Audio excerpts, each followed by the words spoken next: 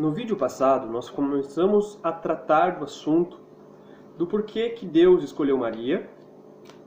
E agora nós queremos retomar este assunto falando que Deus quer servir-se de Maria para a santificação das almas. Então, vamos ver o que Nossa Senhora tem a ver com a nossa santificação. Então, você pode pegar comigo aqui, no número 27 do seu tratado, aqui no primeiro capítulo, a seguinte parte, A gente vai começar agora o capítulo 27. Pois que a graça aperfeiçoa a natureza e a glória, aperfeiçoa a graça, é certo que nosso Senhor continua a ser no céu tão filho de Maria como foi na terra. Por conseguinte, ele conserva a submissão e a obediência do mais perfeito dos filhos, para com a melhor das mães. Cuidemos, porém, de não atribuir a essa dependência o menor abaixamento ou imperfeição em Jesus Cristo. Maria está infinitamente abaixo de seu Filho, que é Deus. E, portanto, não lhe dá ordens como uma mãe terrestre as dá a seu filho. Maria, porque está toda transformada em Deus pela graça e pela glória que em Deus transforma todos os santos, não pede, não quer, não faz a menor coisa contrária à eterna e imutável vontade de Deus. Quando se lê, portanto, nos escritos de São Boaventura, São Bernardino, São Bernardo e etc., que no céu e na terra tudo, o próprio Deus está submisso à Virgem Santíssima, deve-se entender que a autoridade que Deus espontaneamente lhe conferiu é tão grande que ela parece ter o mesmo poder que Deus e que suas preces são tão eficazes que se podem tomar como ordens junto à sua majestade e que ele não resiste nunca às suas súplicas de sua mãe, porque ela é sempre humilde e conformada à vontade divina. Se Moisés, pela força de sua oração, conseguiu sustar a cólera de Deus contra os israelitas, de tal modo que o Altíssimo e infinitamente misericordioso Senhor lhe disse que o deixasse encolorizar-se e punir aquele povo rebelde, que devemos pensar como muito mais razão da prece da humilde Maria, a digna Mãe de Deus, que tem mais poder junto da glória, da majestade divina, que as preces e as intercessões de todos os anjos e santos do céu e da terra. Então, veja, a gente pode falar, que Nossa Senhora, a gente pode ver isso daí em alguns lugares, a gente pode falar isso também, que Nossa Senhora tem um certo domínio, um certo poder de tudo pedir. A gente fala que Nossa Senhora é intercessora por um intercessor. E de fato ela é. É a medianeira do medianeiro, Só que tem que se entender um pouco como que funciona isso, porque senão vem pessoas com alguns argumentos e vão tentar tirar isso da nossa cabeça, vão tentar fazer a gente pensar de forma ao contrário. Então, o que aqui ele está querendo dizer? Não, Maria não tem a mesma glória que Deus. Maria não tem a mesma glória que Jesus. Mas ela, em vista de todos os anjos, de todos os santos, é a que mais tem glória.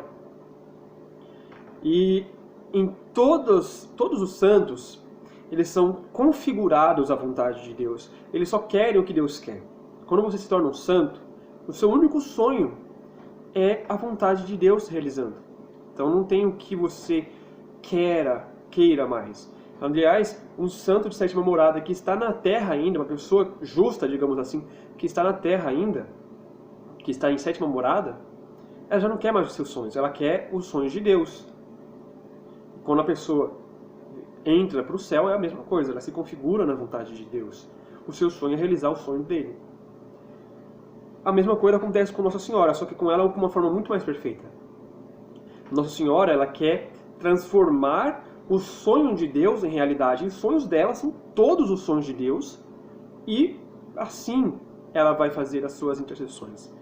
Quando a gente pede alguma graça, e essa graça é Nossa Senhora, né?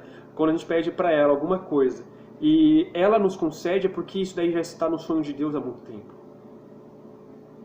Nossa Senhora não vai pegar o seu sonho, né? E vai levar o seu sonho para Deus se não for o sonho de Deus. Entendeu? É muito interessante a gente pensar que Deus nos ama tanto que Ele sonha com seus sonhos antes de você pedi-los. Né? Isso é uma coisa muito interessante, muito legal de se perceber. Ele pede, né? Ele só quer ouvir o seu sonho. Ele só quer escutar você falar. Né?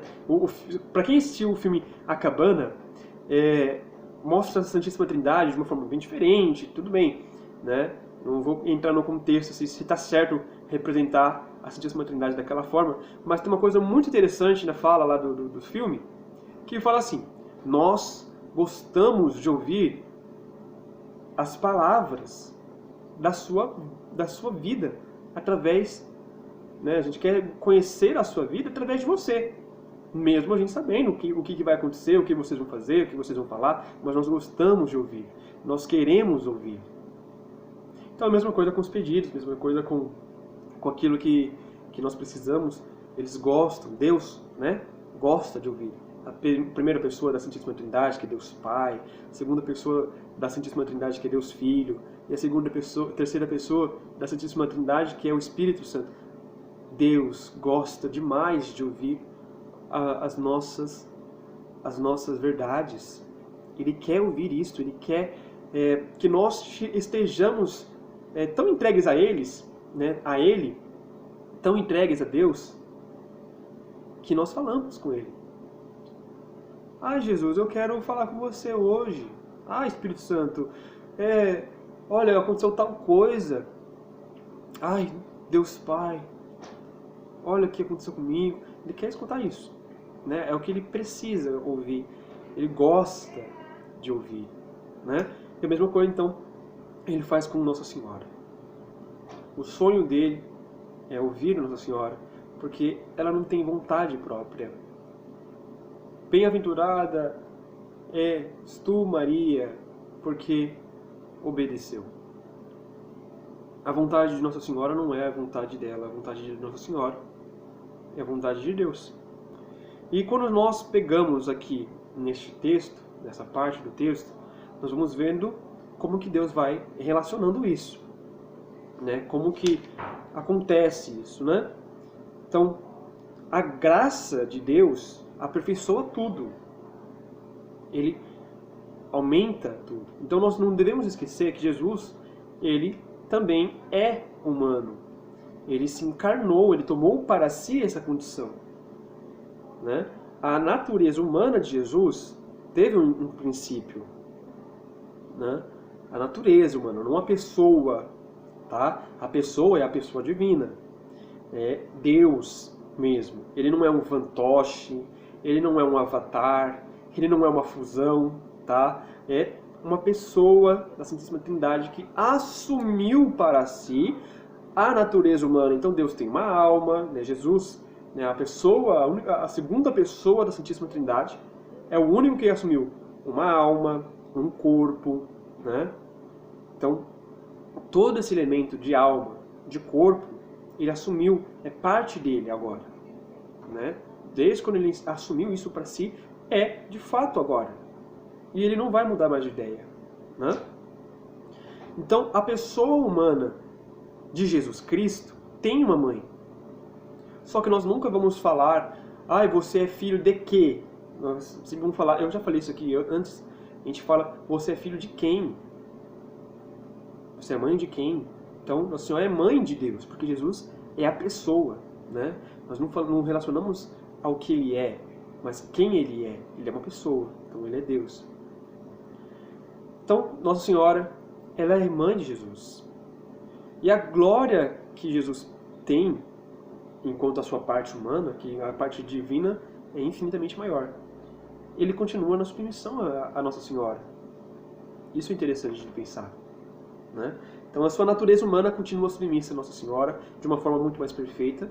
E a própria Nossa Senhora agora, que é submissa à divindade de Jesus, ela dá ordens, né, digamos assim, à natureza humana, mas estando debaixo das ordens da natureza divina. Então ela pede aquilo que o próprio Deus quer, né? E é isso que o santo vem nos trazer, é isso que ele vem nos representar. Continuando aqui no número 28. No céu, Maria dá ordens aos anjos e aos bem-aventurados, para recompensar sua profunda humildade. Deus lhe deu o poder e a missão de povoar os santos, os tronos vazios, que os anjos apóstatas abandonaram e perderam por orgulho.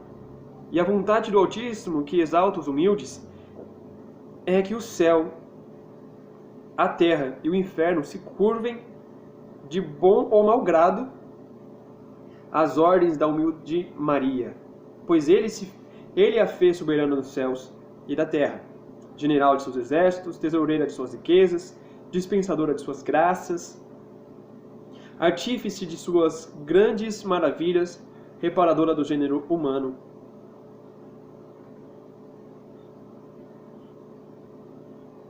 mediadora para os homens, exterminadora dos inimigos de Deus e a fiel companheira de suas grandezas e de seus triunfos. Então, a autoridade de Maria, de fato, é sobre os bem-aventurados, os anjos, os santos, né? Ela tem uma autoridade sobre eles. Até mesmo os demônios são forçados a falar bem dela.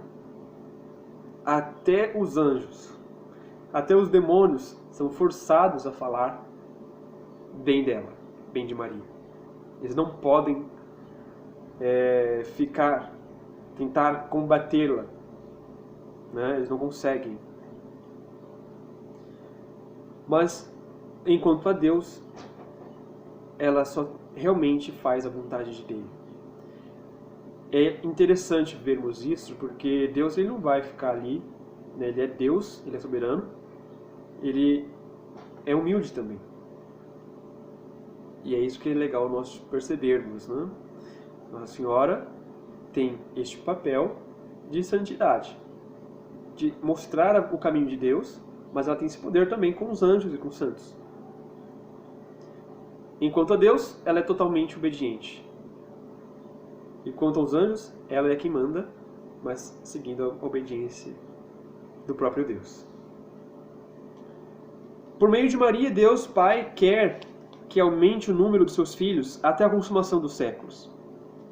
E diz-lhe estas palavras: habita em Jacó, isto é, faça tua morada e residência em meus filhos e predestinados, figurados por Jacó e não nos filhos do demônio e nos réprobos que Esaú figura.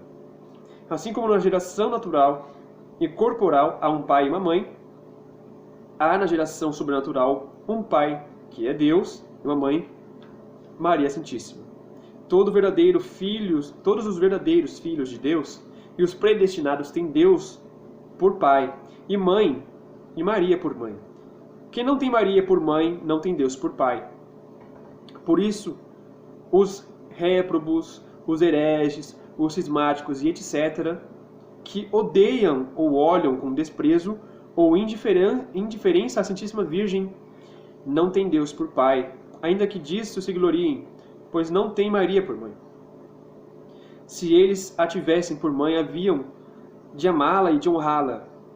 Como um bom e verdadeiro filho, ama e honra naturalmente sua mãe, que lhe deu a vida. O sinal mais infalível e indubitável para distinguir um herege de um cismático, um réprobo, de um predestinado, é que o herege e o réprobo ostentam desprezo e indiferença pela Santíssima Virgem Maria, e buscam por suas palavras, exemplos, abertamente ou às escondidas, às vezes sob belos pretextos, diminuir e amesquinhar o culto e o amor a Maria.